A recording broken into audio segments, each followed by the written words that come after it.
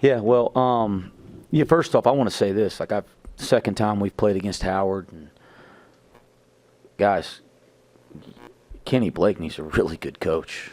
He's a really, really, really good coach. He's a good guy. I've always known that. And he's a Duke grad, so that ain't always easy for me to say, and I'm being halfway funny. But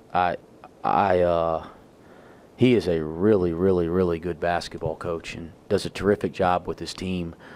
And I just, after now playing against their team twice and preparing twice, I have a ton of respect. It's not a secret, why he's been to the NCAA tournament the last 2 years.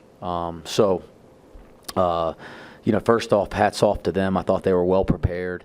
Their movement without the ball it can be difficult to deal with. There's no doubt about that.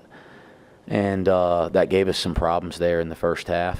So give them credit for giving us a run there for a while. I thought in the second half we made a choice that we were going to try to defend to a standard close to what we expect. And I thought good things happened at that point. It was good to see us play well through a stretch and for most of the second half. That's hopefully something we can build off of. I thought through that stretch it was like really nice to see Aziz play the right way. I thought he kind of found himself offensively doing his job, versus some different ball screen coverages that he's seen the last. He got switched at Villanova. He's getting switched tonight, and I thought that's something he's not used to. And I thought he kind of found his rhythm of how to play against that tonight. And you look down 8 for 10, 17 points. I was pleased there. And, Jizzle gets the 4 fouls. I probably should have, I don't like, that's the least amount of minutes he's played. He got the foul trouble and the 4 fouls. I probably should have just played him a little bit through it. But I was making sure in case they jumped back into the game that he could finish the game. And then, we didn't get him kind of those extended minutes. But that's okay because we know he's going to be playing big minutes all year long and the rest of the way. It's good to see Dan back out there. I think it was a lift for our team. It's certainly a lift for me. We're a different team with him. We just can do so many different things in terms of putting pressure on the rim off the bounce, getting to the board, his length and athleticism. And, it wasn't about how good or bad he played tonight. It was more about just him getting some minutes. I could have played him a little bit more. But he practiced the last 2 days. He just went 3 days in a row of live play. And when we kind of felt like the game was in hand, we kind of took that last rotation away that we had planned. And I think big picture, that was the right thing to do, even though I know he wanted to go back in the game. Defensively, did you feel like it was an intensity thing, like an energy effort thing in the first half? Or was it they were, like you said, just running some good stuff that kind of mixed you up?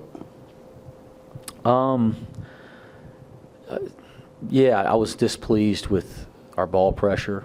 I was displeased with our transition defense, and I don't think they're a team. I mean, again, they're one of the slowest teams in the country, but it's a couple times we let it get behind us just off of falling asleep. I was displeased with some of the physicality of our defense in the first half especially, and then our ability to go make plays defensively.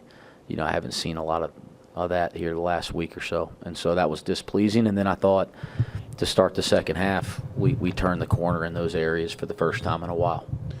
It felt like right before the under 4 timeout in the first half, there was a really good segment or two there defensively. Did that maybe feel like it kind of kicked up going into that stop, or am I seeing things there? Yeah, I don't know. I'll go look at the tape, but it's one of those things that, and I think this is hard for young people. Like, it's not like I ever watch our team practice or play and I've ever felt like they don't want to be good. Like there's just a level of effort. There's a level of intensity and edge that when we play to that, we're very good.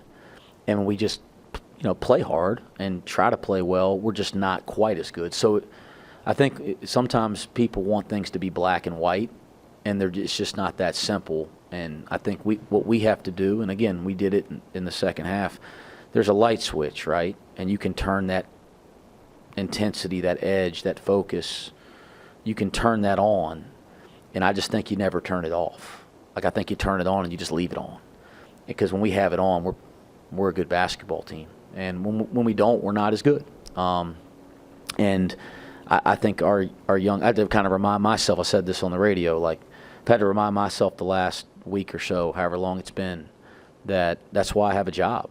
It's to, like, try to get young people to understand that there's a different level they can go to. There's a different level they can play at, and that's not normal to be at that level all the time, but that's why we have jobs and leadership to try to get them there, right? And so we'll continue to try to push for that, because when we play at that level, again, I'll say it, I think we're a good basketball team. I'm sure you said some motivational things at halftime, but who's the player that gets them going, in addition to you? I just think we got a bunch of old guys, Scott, experienced guys that want to win. And it's going to be a collective thing on this team. I know that's not good to write in the paper, that it's going to be great to say, hey, this is the guy that huddles them up and screams at. They asked me on the radio, hey, what'd you say in halftime? I said, well, guys, I've been on 10 for a week. Like, I've been on level 10 for a week. Okay, so it wasn't anything I said. I've been asking for it to the highest level since the Georgia Tech game, and they've known I've been displeased. So it wasn't like I had some speech at halftime. And I don't think it's, as much as this night might not be good for some great story, I think we have a lot of guys. Looking down at our roster, we got a lot of older players, experienced players that want to win, that value winning, that want to do it right. And I think collectively, they all have the ability to collectively make that choice. And we've done that at times. And we've done that for a lot of our preseason. We've done that in games. And, we just got to keep reminding ourselves and never turn that switch off. And I think when we do that, I think we're a pretty good basketball team, guys. Dan comes in, makes an immediate impact, cutting, rebounding, loose balls. Was that kind of just a microcosm of how he can impact the game, and was it nice to see it that quickly when he came on the floor? Yeah, you just, I said this to our staff after practice the last couple of days. You just feel a little different about our team with him out there. You just do, right? He just, gosh, there's a couple plays tonight. What's the play? He goes for a steal. He can't get in the backcourt, and it turns into 5-on-4, and he's chasing it from behind. And you're like, how did that situation turn into an advantage for the offense? And then he goes and I can't see it from 65 feet away because it was on the other end line, but somehow he blocks the shot from behind, and it doesn't go out of bounds, and we end up with a loose ball, and it's just like, Dan Skillings has the ability to make plays even in bad situations. And, he made the mistake and the play in that one, but got us an extra possession and kept them from getting a shot. So, we're a much better team with Dan. We've missed him dearly. And now it's just about getting him back in rhythm and getting his game back. But tonight was a great step in the right direction. Wes, Dylan just mentioned the praise for a guy like CJ Anthony about how he keeps this group collective and his IQ, and that he sees the game differently despite not playing actually on the court at times. He mentioned how he looks to him for the IQ to kind of get his insight on things on the floor. Just talk about what CJ means to this team despite not playing as much as he hoped. Yeah, well, we're redshirting CJ, and he's a team captain, right? So I don't take that kind of stuff lightly. Like who the designated guys as leaders are, and he's one of them.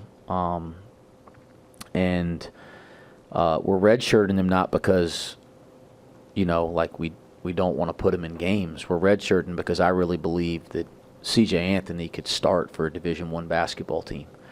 But it's so important to him that he finished at Cincinnati. He started here when we got here 3.5 years ago, and he wanted to do 4 years and be a Cincinnati graduate and play 4 years of Cincinnati basketball. Like, that was really important to him. But it was also important to me that here's a guy that's done, we talk about sacrificing a lot. Here's a guy that's been the example of sacrifice. Because you guys come to practice, he busts our tail in practice. He gives our guys that are playing everything and more, and has days he outplays them. And he doesn't say boo. He's the biggest cheerleader on the bench. He prepares them for the game. He knows the scouting report better than anybody. He's what being in this program is all about. And we're redshirting him so that he can do what he wanted to do and finish his career here, but also then still go play somewhere, because he's good enough to start for a lot of Division I teams. And somebody's going to be really, really happy when they get him next year, and we're going to be his biggest cheerleaders from afar. But he's, to me, what college basketball and college athletics are all about. Dan, returning today as opposed to for the Xavier game, just how much does that speed up his ability, do you think, to get back to where he was on that opening night with the 17 and 11? I think from my standpoint, this has always been about what's best for Dan, big picture. I think that was, and you almost got to protect Dan from Dan, because Dan wants to play, guys, and he wants to get out there and compete. And I knew that after a couple weeks and maybe less than that, he'd feel like he could play. And that happened. And it's been really hard, because he's been going through full speed workouts for a while, and he started to feel confident here 7, 8, 9 days ago that I'm ready, and we still held him another week. I'd have liked to have had him at Villanova the other night. I mean, my gosh, right? And he could have played, but we made a decision for what was best for him long term. It's not the injury that he's coming back from. It's you're worried that you have somebody idle that long, and you just throw them right out into it, that you're risking another injury, right? And so we're trying to take it slow, and that's been the goal all along. But he went through a really long return to play progression, maybe longer than I've ever seen. Once a guy was cleared, he got real minutes tonight. We did not overdo it, thank goodness. And then we'll make sure he gets a little rest and get him back in the flow so he can keep progressing every day. Conor Hickman with 7 rebounds, a couple steals. Offensively, it's just not there for him yet. Is it just a matter of him finding that rhythm and maybe seeing a couple go in to kind of get sparked? Yeah, well, like these guys told me walking off the floor, he scored his 1,000th career point tonight. He'll be fine on offense. He scored 1,000 points as a Division I basketball player. And he played, I respect every Division I league, but he played in the Missouri Valley. That's a pretty damn good league. That's one of the best leagues in the country that's not a Power 5 league. So he scored most of those 1,000 playing at Bradley the last 3 years. He's a damn good offensive player. He's going to be fine. He's already had some very good offensive moments here with the lights on. So I'm not worried about it. I was really happy to see him do some of the little winning things, though. Our team needed that. I thought the loose ball he got in the left corner to start the second half was one of the most important plays of the game for our team. Close to 10 dunks tonight. Can you feel that on the sideline, just the way those plays energize the team and then can reverberate on the other end defensively with that energy? Well, I think the things on defense lead to the things on offense. The defense and rebounding leads to opportunities to play in the open floor, and certainly we have a lot of guys that can make plays there. But there was some really nice finishes. There was some really nice passes tonight in the open court and converting 2-on-1s and 3-on-2s, and then we had a couple execution lobs in the second half as well. But generally, the more you do the right thing on the other end, it leads to good things on the offensive end.